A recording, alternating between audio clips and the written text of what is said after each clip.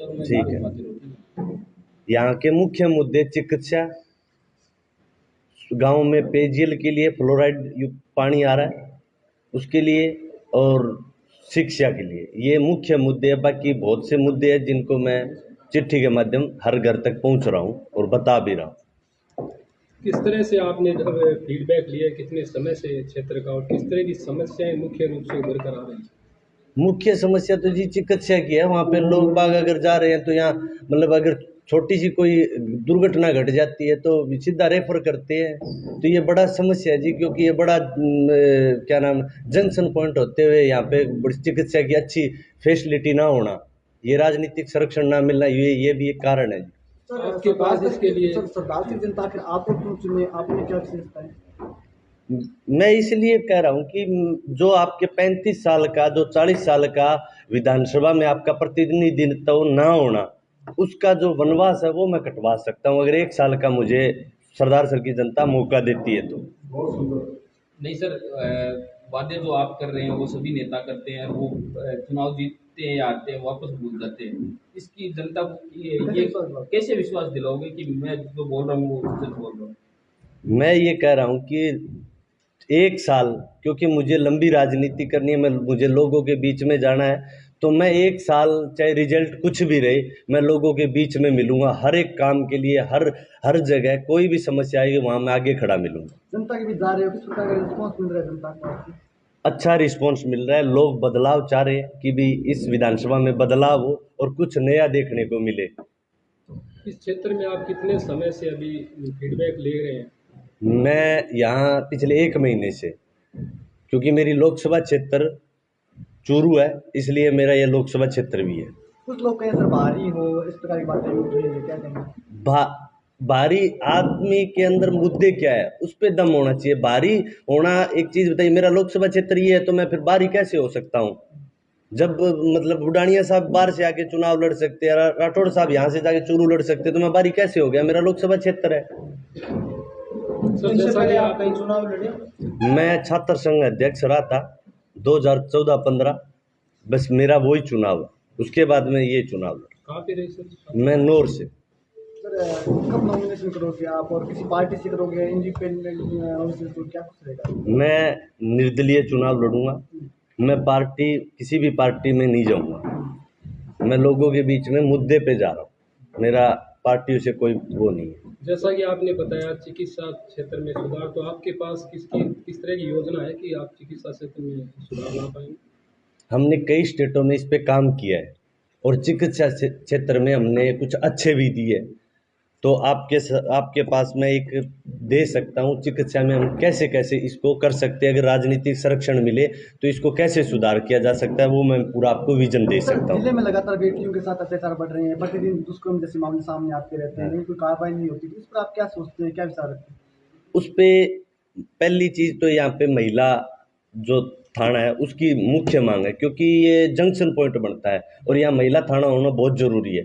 दूसरी चीज कि महिला थाना होगा तो महिलाओं का संकोच नहीं रहेगी, वो डायरेक्ट जाके उनसे वाद संवाद कर सकती है और जो उनके पर यातना हो रही है उनका समाधान भी किया जा सकता है। सर आप देखते हैं जैसे क्षेत्र में लगातार भूमाफिया बढ़ रहे हैं, हर गांव के अंदर जाओ, रोड पायतानी जमीन पे भूमाफिया कब्जा करते हैं, तो उस पर किस प्रकार का विजन है, क्या कुछ रहेगा? देखो इस पे क्या है कि गांव के लोग है ना जी, गांव में जोड़ पायतन पे मजबूरी में बसे हुए, क्योंकि गांव था उसके बार बार जोड़ पायतन या गोचर भूमि आ गई, इस वजह से वो जाए कहाँ? तो सरकार को पहले उनके बसने के लिए एक जगह निर्धारित करके दे दे, लोग अपने आप छोड़ देंगे। ग्रामीण क्षेत्रों में बिजली की बड़ी दिक्कत है, वोल्टेज नहीं मिलते हैं, ग्रामीणों की फसलें चौपट हो जाती है, इस पर क्या विजन आपका?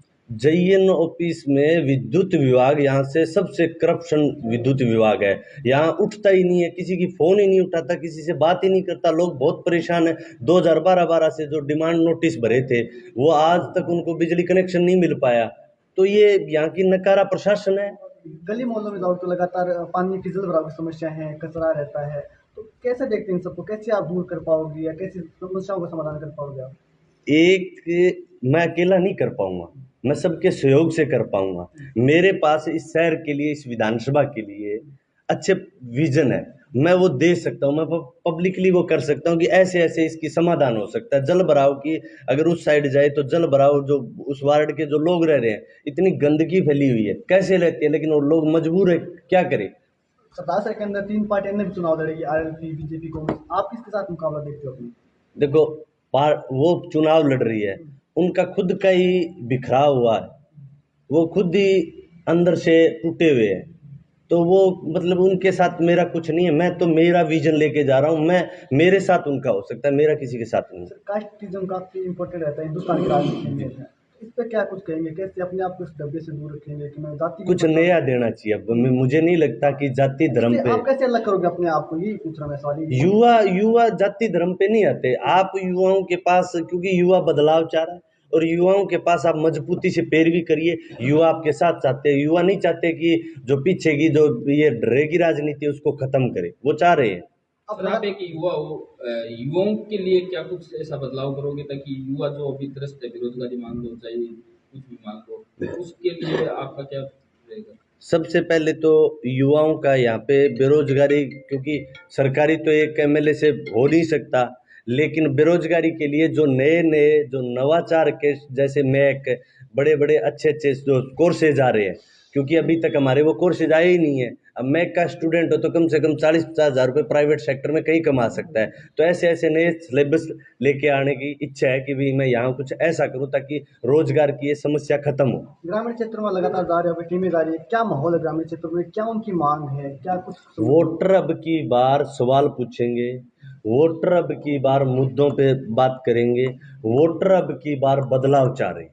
सर एक और, जैसे कि चुनाव के समय अनेक नेताजी आते हैं, लेकिन चुनाव हारने के बाद वो दिखते नहीं। हालांकि जनता उनको वोट देती, लेकिन वो हार जाते हैं, फिर भी दोबारा वो दिखते नहीं।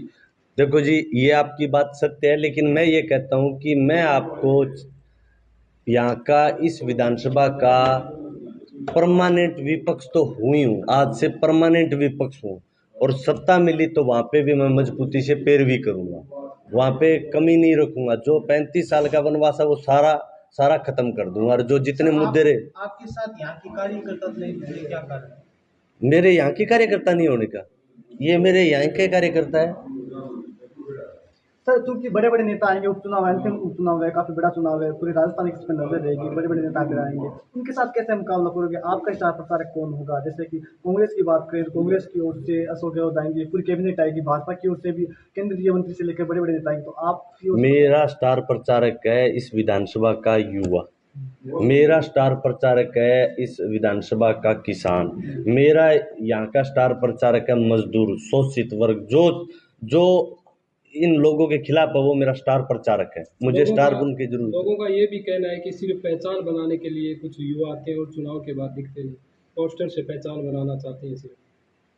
नहीं, पोस्टर से पहचान, ये तो जो कहते हैं वो हो सकता है उनकी एक सोच हो। मेरा यहाँ पे राजनीति करनी है, मुझे लंबी राजनीति करनी है। मेरा जल्द ही आपको 27 एड्रेस, छोटी सी कुटिया आपको एड्रेस दे दिया जाएगा, और मैं हर समय हर मुद्दे पे आगे मिलूंगा, क्योंकि ये समस्या आपको 1 महीने की चुनाव के बाद में तो आपको ये खत्म ही हो जाएगी। सरदार सर जनता आपको जिता के विधानसभा भेजती है, तो पहला वो कौन सा काम होगा जो आप करोगे सरदार सर? पहला काम है जी चिकित्सा का, और दूसरा सबसे बड़ा काम है जी गाँव की जो रोडें टूटी पड़ी है। अगर बिजरा सर से क्या नाम है अपने रणसी सर जाते हैं तो रोड एकदम टूटी हुई है, मतलब ऐसा लगता ही नहीं है कि यहाँ पे रोड थी। तो मैं सिर्फ पोस्टर बॉय बनकर नहीं रहेगा? नहीं नहीं नहीं नहीं नहीं, आपको लड़ाका मिलेगा।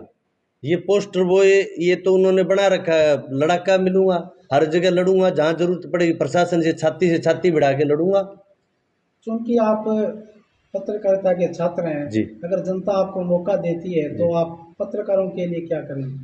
पत्रकारों के लिए मैं यहाँ पे जैसे क्लब बनता है प्रेस क्लब, वैसा ही यहाँ पे एक मेरी दिल की इच्छा है कि यहाँ एक प्रेस क्लब बने, वहाँ उनका स्थायी ठिकाना मिले, जहाँ पत्रकारों को कहीं जाना ना पड़े, कोई भी प्रेस कॉन्फ्रेंस करे तो वो वहीं पे उस ठिकाने पे आए।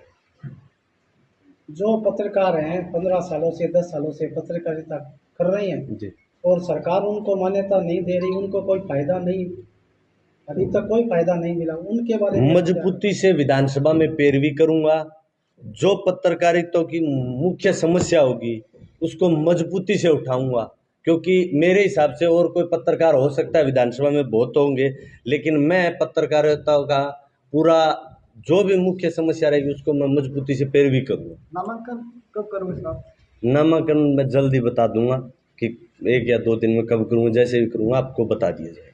सर आपने सब बातें बताई कि ये करूँगा वो करूँगा, सबसे बड़ा सवाल ये है कि जनता आखिरकार चाहती है कि कोई विश्वासी चेहरा है, कोई युवा चेहरा है जो बोल रहा है वो करे। तो ये सब साबित करने के लिए किस प्रकार के पास प्रकार से जनता के बीच जा रहे हो, आप कैसे विश्वास पैदा कैसे करोगे विश्वास पैदा कर रहे जनता हो? के लिए? लोग, आप जब भी लोगों के बीच में जाओगे, अगर आप में सत्यता है, आप में आबरू नहीं ओढ़ रखा है, तो आपको लोग स्वीकार करेंगे। ये सत्य बात है, क्योंकि स्ट्रगल का दौर है, ये सच्चाई भी है, लेकिन लोग आपको स्वीकार करेंगे। लेकिन सर स्वीकार तो उन लोगों को भी पिछले कई वर्षों से करते आ रहे हैं, लेकिन उन्होंने कोई बदलाव नहीं किया।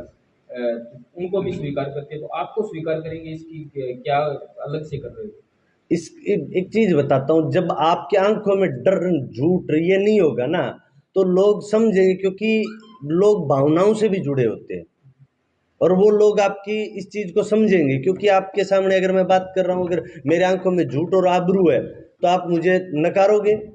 तो इसलिए जनता सच दिखता है उनको, वो वोट पीछे क्या देने का रीजन था, वो एक अलग कारण था। सर जनता बोल रही है कि नेता बोल रहे हैं कि विधायक भोला शर्मा का निधन हुआ तो सिंपैथी के वोट अनिल शर्मा को मिलेंगे, वो 50,000 वोट मिलेंगे। किस चीज की सिंपैथी बताइए भाई। पूरा परिवार हंसता खिलता छोड़ के गए हैं, उम्र है, ये प्रकृति का नियम है, उसके नाम की वोट मांगने की कहाँ जरूरत है। ये सिंपैथिक नहीं दे रहे, सच बता रहा हूँ, कोई भी सिंपैथिक नहीं है। लोग बदलाव कर रहे हैं, अब उनके पास विजन ही नहीं है। वो जाके एक माननीय स्वर्गीय जो इस दुनिया से चले गए, वो हमारे लिए सम्मानीय है, लेकिन वो इस दुनिया में अब हर जगह विधानसभा जहाँ जाकर वो फोटो में माला और फूल डाल रहे हैं, उससे वोट थोड़ी आएंगे। मेरी दादी भी तो चल गई, फिर इसका मतलब मैं भी उनकी तरह ड्रे पे चलूं। कल कटारिया जी सरदार रहे थे, वो राष्ट्रवाद के नाम पे चुनाव लड़ेंगे सरदार से, उन्होंने कहा कि देश को बर्बाद कर। उनको खुद कोई पता ही नहीं है, वो उनके दिमाग में कहीं से ड्रॉप मामला चलता है, उनका खुद का कोई दिमाग नहीं है। वो तो वाया आता है और उनको बता दिया जाता है कि आप ये करना है, वो करते हैं, उनका विवेक से काम नहीं करते। क्षेत्र की जनता से क्या आह्वान करना चाहेंगे आप?